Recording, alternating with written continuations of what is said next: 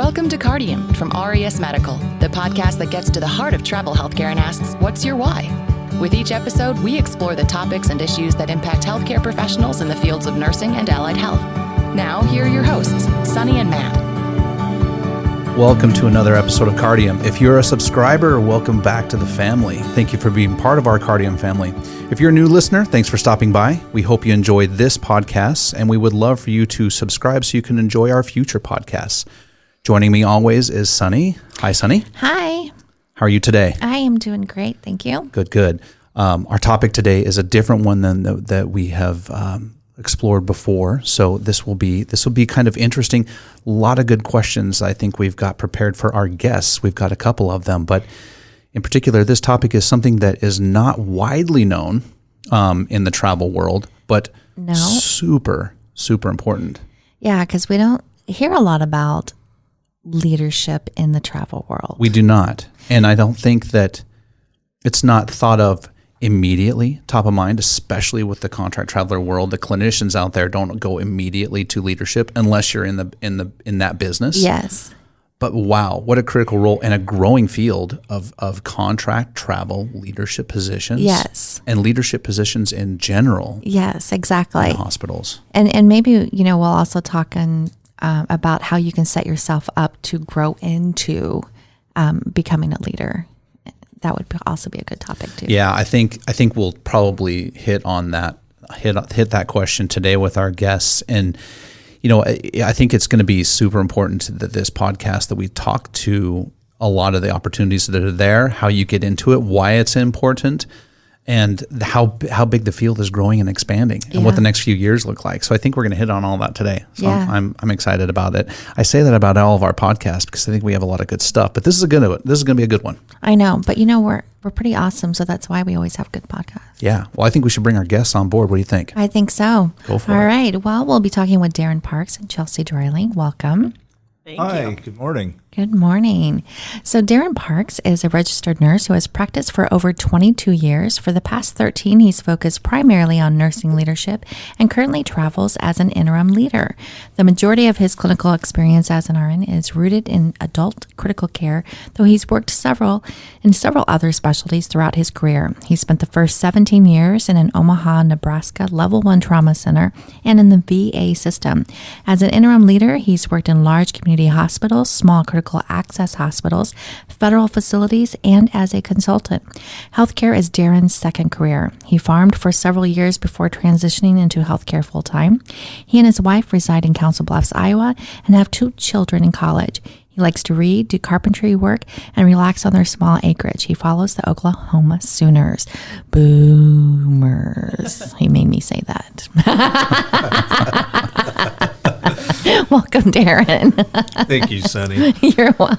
Darren, you're so not busy at all with all those things.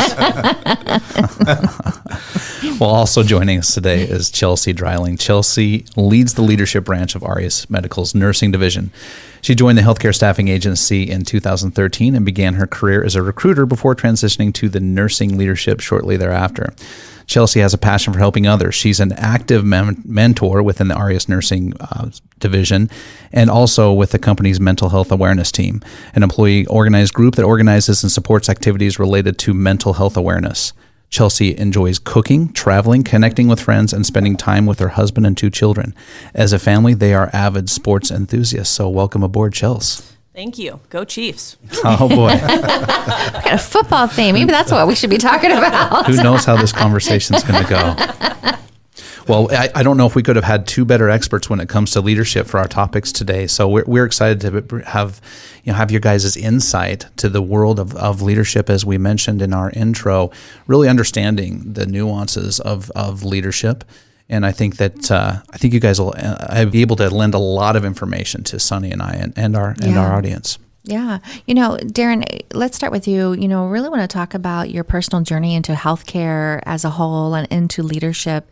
Can you walk us through that? So my personal journey in healthcare, I've been involved in some form of healthcare for 30 plus years. Growing up in a small town in Iowa, worked in EMS settings. Everybody relied upon, local volunteers to provide, that first line EMS level of healthcare services, fire protection, things like that. And through all that, I was still, self-employed as a farmer. Things changed, within that line of work, and I made the decision to do something differently. Tried nursing school. My mother-in-law talked me into that, said, you can do this. So I tried it, got into it, kind of liked it, kept going with it, and moved into, the acute care hospital setting. Once I got into that, I kind of knew where I wanted to go clinically. Didn't have a really strong desire to go into leadership at that point. But several years into it, a house supervisor position opened in the trauma center. And he said, I think that's something I can do. And it also gave me an opportunity to expand my skill set even further. So interviewed for the position, was awarded the position, and at that point, I got to do a mix of both clinical and administrative work. From there, then I decided, as I was moving through this position and learning different aspects of the job, like I could see myself doing unit management or director level type work at some point in my future. At that point, I went back for my bachelor's degree, was working through that, and a unit management position had opened up. So once again, interviewed, was awarded the job, and then spent the first year of leadership really trying to figure out what it was all about, how it works. A lot of it was self-taught. I did have some really good mentors, but still the day-to-day grind of everything that goes with it was self-taught. I spent a lot of, 12, 16-hour days in that first year. Then I realized, the work's always going to be there. Yeah. Get what needs to be done today done, and worry about tomorrow. So, and then moving on from all that, I've bounced through, the interim leadership roles now for the last 5 years. And I think maybe I finally found my real niche in nursing within the last 5 years. I truly enjoy the interim aspect of things, where an organization identifies a need or a problem that they have, in filling that role. I get asked to come in, help them find either the next person, work through whatever their current issues are, help them find some solutions, and build a foundation for my successor who's coming in behind me. That's awesome. And I think that, something that, for our listening audience who is interested in following that nurse leadership track, maybe talk a little bit about what skill set, you talked a little bit about, making that move into it and going into school. It's not just about just being a nurse and understanding the patient care. There's a business side to that. You've got that, nurse to patient ratio. Yes, beds and heads, but you also, there's that business side of things. Can you talk a little bit about that? Right. So, healthcare is a business. We're there to provide a service. It's a customer service industry, basically. Patients come, they have an issue, we try to fix it, but we also have to do that within a certain cost as well. We have to figure out, how we're going to do this the most efficiently, so that, the patient gets what they receive, but then the organization also receives payment for the services they've provided. And at the unit level manager, my piece in all that comes into the labor cost, the staffing piece of things, ensuring that supply costs are kept within a certain, budget. Each unit typically has a budget that's established on an annual basis, and your budgeted FTEs. Yeah, budgeted FTEs, budgeted for supplies, medications, all these different things. And you have to work within that. There are times when you're going to go outside, and you have to be prepared to justify why that's occurred. That's always a conversation that you run into with the CFOs of the world. They want to know what happened with, that extra, $200,000 that was set aside. You have to be able to explain that. So, and a lot of times, that turns into, it's a labor cost usually when it's, when you're talking that type of a figure. But yeah, I mean, every day, I'm looking at staffing, and I have to adjust my staffing based upon the number of patients I have, the acuity of patients that are on the floor that I'm managing at that time. And you have to take all those things into account. Sometimes those aren't popular decisions with nurses. I remember being, that staff nurse and being on that side of it and not necessarily being happy with the way staffing was being done. But on the flip side, and where I'm working today, I understand why it is what it is. I do think that healthcare has some opportunities as a whole to, make that match a little better for both sides. We just haven't quite figured that out yet. Yeah. Yeah, it's interesting to have to wear the multiple hats, and your experience in 22 years as a nurse. Obviously, the patient side of it and really having the satisfaction of knowing that you're helping people, that's got to be a satisfying thing. But leadership has so much of a different type of challenge. The business side of it, as you had mentioned, really understanding the macro effect of your unit. And interim even has an additional layer because you are a guest. Right. And that is fleeting, but it does not lessen the responsibility that you have managing that unit. And it's really, I think, Darren, that's super interesting. If you had to put your finger on it, like of what you're doing now, what is the most appealing thing that you do that says, I really love this. I love being a nurse, but I love being in the leadership position as a nurse. What is the thing? So I think for me, the thing that really has driven me for the last 5 years through all of this is the opportunity for me to share some of the stuff that I've learned over the years that I've been working, at bedside as well as in management roles. But I also get an opportunity to learn something in each organization that I go to. So all those things, I can add that to my toolkit. I take it on to the next position with me, and I can pull out things, hey, this has worked before, or hey, we've tried this and it didn't work very well at all. Right. That's what I enjoy, I think, about the interim, leadership positions now is it's a give and take. I get to offer a few things. I get to learn a few things. Right. And I think, being in the leadership position the past 5 years, you've got to a great sample size there and things that maybe even you could offer the perm staff at a hospital, even up to the CFO level, really insight that they might not themselves have. And I think that's one of the most intriguing things as people looking to go into some type of travel leadership positions, that you're going to expand your resume, not only your resume, but your knowledge, your wealth of knowledge that you bring to the position. You can offer so much more than just being a body in front of bodies at a hospital. There's a lot of insight that you can offer the other leaders within that facility. So what a great opportunity. So, I'm going to jump to Chelsea here. Your journey into leadership and managing the leadership division. Why don't you walk us through that? Sure. Well, good morning. Thanks again for having me here.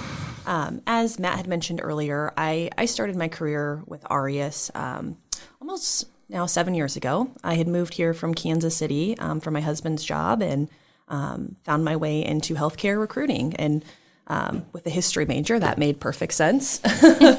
But my true passion is people. So I think I found the right career. I started out as a nursing recruiter, and then about 8 months into my tenure, I was approached about helping start the nursing leadership branch. And initially, it was focused towards permanent placement of nursing supervisors, managers, and directors on a national basis. However, we did start to see this shift in interim leadership. We do continue to staff both, but we've really seen the interim leadership take off, especially the last 3 to 4 years, I'd say. And the industry as a whole has just boomed. Any advice for those listeners looking to get into travel leadership or something that Darren is, doing? And both of you can, hop in here. But what's your advice, Chelsea? Sure. I think it's got to be the right fit for you in your life. We have a few different type of leaders that we have working for us. We have that eager person who just wants to get their feet wet into leadership. My advice to that person may be getting a little bit more experience, because just like a traveler, you're not getting more than a day or so of orientation. I mean, Darren, I don't know how much orientation you're in Oregon for us, but you're expected to jump right in, right? Yeah, I mean, whether you're a staff nurse, filling an ICU position, or a pediatric job, or a nurse leader stepping into the role, you're expected to walk in and go to work. There's not a lot of time spent on orientation, training, things like that. They want you up and running day 1 or 2. Okay. Absolutely. So I think, being able to be confident in your skills and your success, being flexible, because the interim leadership world, it's a small world. And if you think about the hospital as a whole, there's only that one there's that one vacancy. So oftentimes, especially right now, we're finding more candidates than we are jobs. So being flexible in where you're willing to go, and what hat you're going to wear. For some people, they want that specific title, but at the same time, you may need to go into a hospital as a manager, but you may, been a director before. So again, being comfortable in your own skin to say, I don't need that title. I'm going in to help and provide a service to the hospital and the staff that's there. So I think flexibility, having confidence, and just being a good person, somebody who's truly interested in going in and helping, and knowing that they're there to help that hospital. Yeah, I think that's really important for our listeners to understand that. I think it's different to not just only have the skills, but you have to have the right mindset. You do. And I think that when we talk, we're fortunate because Darren's experience, as far as mindset, Darren, can you kind of give us insight to your leadership philosophy? Because we understand your clinical philosophy. Obviously, you're there. Patient care is number one for you. Mm-hmm. But as a leader, when you have to wear that hat, what is your overall leadership philosophy? So, I'm not sure what my philosophy would be titled per se. Yeah. But one thing I've always had a great amount of respect for leaders who can work side by side with their staff versus those who sit behind a desk and maybe dictate or tell people how to do what needs to be done. I've always prided myself on the ability to work side by side with my staff. Nobody has ever worked for me; they work with me. Sure, that's something I've always stressed. And you have to be able to go into, as an interim leader, you really have to go in and establish a sense of trust with the group of staff you're working with quickly. And I think the best way to do that is to go out, be on the floor, be on the unit, whatever the role is that you're filling, interact with people, get to know them, and follow through with what you say you're going to do. So that's a huge piece when it comes to leadership. If you say you're going to do something, make sure that you follow through with it. Yeah, I think that's solid, and I think that's respectful too, and respectable that when you're willing to get right in there in the trenches with your folks. I mean, I think people appreciate that, especially you've got zero time to build a reputation. They've got to see you from day one with them. Right. If you are not willing to go out and work with the staff side by side, it leaves a bad impression on them right from the start. And I think it's going to be really tough in an interim leadership position to, establish yourself and be successful in that role. You got to walk the walk and talk the talk. Well, that's your opportunity to build that initial rapport with your team, I would imagine, is that you're getting your hands dirty. Mm-hmm. And with that, with it being an interim leader, what would you say are the challenges and rewards of being? Well, the challenges are always, initially, that first day or two, just trying to figure out, is that still Sally or is that Susan? Getting names down is a tough one right from the start. But other challenges, finding the resources, at least from a leadership role, oftentimes I get placed in a position where who do I call for this, or trying to figure out who your resources are. So you have to identify that pretty quickly in order to get up and running and do what you need to be doing for them. That's one of the challenges. The rewards side of things, I've got to expand my professional network immensely in the last 5 years. I'm sure. I still keep in touch with people from, all these different assignments, develop some great relationships, friendships. Just this last summer, I had the opportunity to stand up in one of my friend's weddings. Fellow that I had met 2-3 years ago on one of the travel assignments. We still keep in touch. He asked me to come back and be a part of his wedding. Awesome.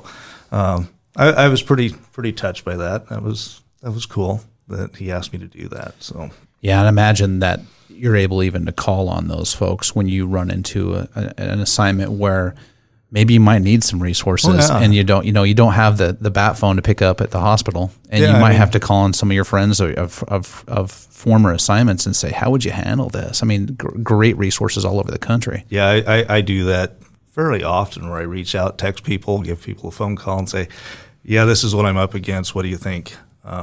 This is what I think. What's your thoughts on it? So there's a lot of that goes on.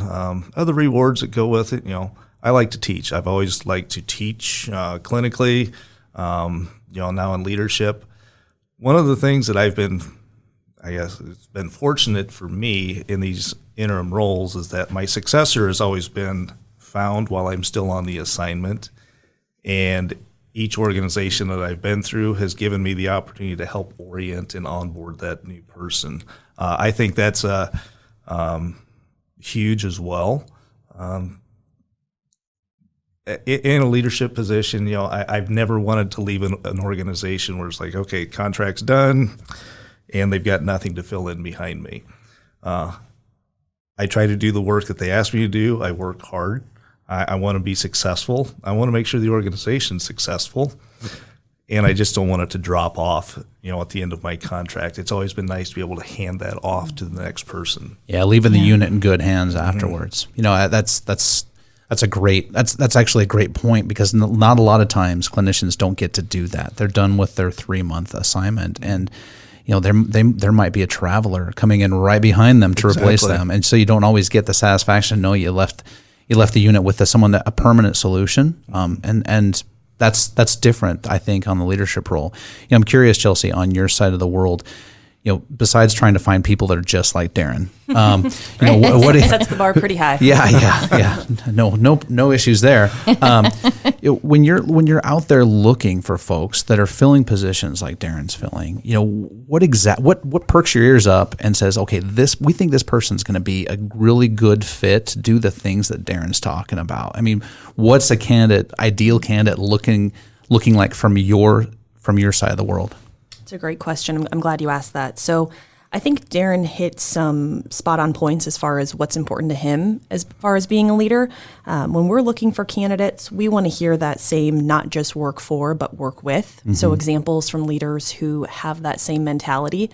Because again, to his point, one of the hardest things is you're coming in, you might be expected to work on a performance improvement plan, or you need to maybe mentor a new leader who's maybe struggling in their role. So really identifying from the client what their specific pain point is and identifying that when talking to our candidates. So those needs may vary, but again, somebody who is willing to walk the walk and talk the talk. I think you got to also look from a cultural standpoint, what makes sense in putting that person in their next assignment. Are we setting them up for success? If we have a hospital who is expecting somebody who can come in and get their hands dirty, we got to have a candidate who's willing to do that as well. Some hospitals may need specific education requirements. A lot of our leaders, they need to have their BSN. Some require a master's degree. Some, they need somebody who's willing to pick up a shift and get their hands dirty. So some of those specific characteristic traits are truly what we're looking for. Somebody who can obviously have the flexibility in staying there. They're coming there to fill a hole, so they need to be there to do the work. And then also know that we as a company, we're behind them to support them and back them as well.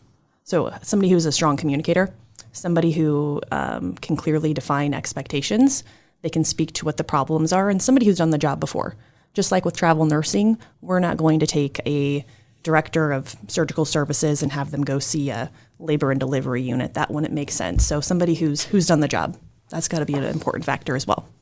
Yeah, it sounds like that the resume has to be pretty thorough, but then also in the conversation with the recruiter, really expanding on what they've done. You know, you can't just go off the piece of paper. Absolutely. But to describe some of your experiences, describing Yes. and understanding the challenges, maybe the cultural, the microcultural challenges on that unit, and how they worked with, as a leader, worked through some of those challenges. So you really know ideally where you can get them an assignment, and maybe where you shouldn't. Like, we're Absolutely. never going to get them there. That might be great labor delivery, but if it's a challenging situation where they're just not going to be a good fit because of that culture, we're not going to put them in that spot. Yep. If they haven't done the job before, it would not make sense to put them in there. Yeah. So, And it goes beyond just about what it is that they can do on a skill set level, but also what they can do on, it's not just about managing, but also about what they can do leading. And so it looks as though you're looking a lot more in depth. So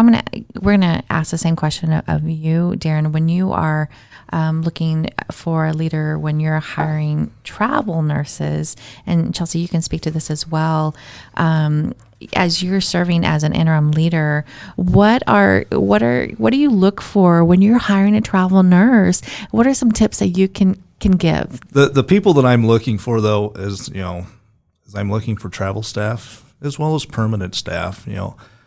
Skill sets can be taught. If you don't have a particular skill set for the area in which I'm currently overseeing, I can teach that. I can find the people that can teach that for you. I'm looking more at, teamwork. Do you have the ability to adapt and be flexible? Are you willing to do that? Some people, I've had a number of people over the last, not so much travel staff, but people looking for full-time jobs that have flat out told me that they will not work weekends, they will not work nights. And I'm like, well, this isn't going to work. Our interview's done. With travel staff, though, flexible, adapting quickly, teamwork, ability to interact with people, and especially with, and the other thing that I look for in travel nurses, like, is this your first travel assignment versus are you, 10 assignments in? Sometimes, people, travel nursing, I'm finding the last, couple of years I've been doing this, the travel nurses are wanting to stay within an hour or two of home, just to kind of put their toe in the water to see if this is really what works for them before they decide to jump out and maybe expand farther out across the country. I love your answer on teaching skill sets versus teaching personality. I think that there's a lot of people out there that think that, I've got an excellent resume and it shows I've done all these things, but if they're not a good team player, they're not flexible, all the things you mentioned, all the things you learned in kindergarten, that is a real turnoff, and it potentially could prevent you from getting a position. I mean, something is that simple. All the skill set in the world may not land you the job that you want just because you're not willing to do the things that's required for that unit. And I think that will resonate with lots of travelers out there, and it should resonate with a lot of people looking to get into traveling. I mean, if these are the things that from a hiring manager in studio is going to talk about, that should really resonate with a lot of folks. It does with me. Yeah. And a follow-up to that, Darren, I don't think I've ever asked you this before. When you are interviewing those travel nurses, do you ask them, why are you interested in coming here, or why did you decide to travel? Exactly. I mean, one of my first questions is like, so what interests you about coming to work for this particular organization? How did you learn about this position? And then jumping into, is this a first-time travel job? Is this something typically I see that on their presentation packet when it's submitted to me, but if it is their first time, why are you getting into it? What's driving you into the travel business? So, and there's various reasons, money's part of it. Some of it's like, I'm an empty nester. It's time to get out and see the rest of the world. You get a variety of reasons as to why people are coming into the travel workforce. I love the fact that even in an interim position, you're still looking for those things. You take that responsibility as an interim leader. It does not matter that you're only there as a guest for a while, and you've got to still take that very serious and very much to heart. And that's probably part of your leadership philosophy. I mean, you are part of the team. You're trying to find the best person for the patients, the best person for the hospital. Right. While I'm on contract for any particular organization, I'm working for that organization. I'm trying to push their goals, their strategic plan, all those things that particular organization is trying to do. I've become their employee for that 3, 6, 9 month period. Sure. My job is to promote that and help the organization meet those goals. It varies from place to place, and this may sound a little odd, but you have to be a bit of a chameleon in this line of work. You have to be able to adjust, adapt, like we had talked about earlier. The goals for this organization may be much different than the next one, but you have to be able to step in, figure out what their game plan is, and then figure out how to make it happen. I love it. It's great advice. It's great advice for travelers. It's great advice for interim leaders such as yourself, for people looking to dip their toe in the pool. The next 3 years is going to be really exciting for all specialties, for all clinicians. I think the demand, with the State of the Union, with the company the country when it comes to the boomers retiring and who is going to replace folks like that. And we've seen the demand all over the place, but leadership needing folks out there like what Darren does, such a critical role and a necessary role, and a role that still, even though you're not always working directly with patients, you have to be there. The unit cannot function without folks like you. Am I right, Darren? Well, yeah. I mean, one of my goals in nursing leadership has always been to work myself out of a job. Sure. I've never been able to achieve that, but like we had talked earlier, boots on the ground. You got to be out there, side by side, and like I said, do what you say you're going to do. Yeah. Establish that trust. Be out there, and show them you can do it. Yeah. And I also worked really hard to develop a skill set 20-some years ago. I like to keep the rust knocked off of it. So. Well, it sounds like you're definitely doing that. Good mentality. Well, I want to thank, and Matt wants, on behalf of Matt, we thank you both for being here. And before we wrap fully up, what are some takeaways, just, succinctly, that both of you can give to our listeners? Chelsea, start with you. Just, maybe 3 nuggets that they can take away on how to set themselves up to become a travel interim leader. Use your peers. Use those people who you know and you trust, who you get good advice from. In leadership, I think it's very important to have a mentor. So maybe somebody outside of your direct supervisor. I have somebody who I go to. I've learned a lot from my peers in management. So have a good resource and a good team of peers who you can go to bounce ideas off of. That's great advice. Okay. Tara, what about you? So I think for people who are currently working in nursing leadership positions and they want to jump into that world of travel, like we had talked a little bit before, being able to adapt and be flexible, I think, is huge. You have to be able to establish that rapport and trust with people pretty quickly in order to be successful. And then, once you get into the role, aligning yourself with what the organization wants from you. If you come in and try to be, this is the way I've always done things, this is my style, this is how I want to do things. My job in any travel position is not necessarily to change anything that's going on. My job is to kind of pick up the pieces that are there, put them together, and try to get something that's more functional, up and running. Nobody ever asked me to come into a position where everything is running smoothly. If that were the case, they wouldn't have a need for me. So my job is to take what they have given me to put together, try to build upon that, establish some sort of foundation framework for my successor that they can build upon. Awesome. Great advice. Great advice. Well, thank you both for joining us today. We really appreciate it. And at the end of our podcast, we always like to ask our guests, what's your why? It's really the heart of what we do. It's basically the purpose of why you do what you do. So I'm going to start with Chelsea. What's your why? My why, as I mentioned earlier, people is my passion. I love coming to work every day with the group that I work with and seeing them succeed and making sure I have the tools to help give them the tools to be successful. So the people I work with every day is what keeps me going. Awesome. So I think for me, there's probably a couple whys. One, I'm a nurse. I got into this line of work because I do truly care about people, and I want to see them get well. The other piece that goes with that, though, is like when it comes to my colleagues, my peers, the staff that I work with, I truly enjoy being able to help teach, and now that I'm a little older, mentoring those folks as well. My time in the workforce is getting shorter. I want to be able to try to help as many people that are growing up through the workforce, fill the positions that I've done and am currently in and be successful. So Those are great whys.